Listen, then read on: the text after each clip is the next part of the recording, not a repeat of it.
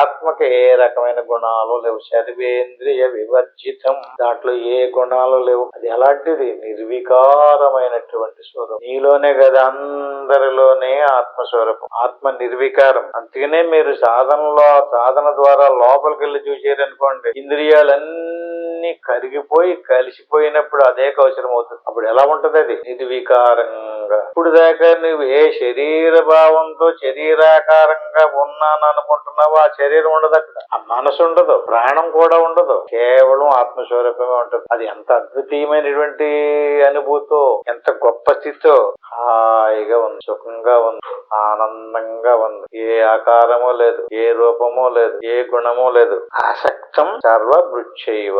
దేని మీద కోరిక లేదు, ఏ ఆకారము లేదు, ఏ గుణము లేదు. సరికదా? దేని మీద ఆసక్తి, ఏ కోరిక లేదు. యువతలకు వచ్చేటప్పటికి కోరికలు వచ్చి, మనసు వచ్చింది, కోరిక వచ్చింది.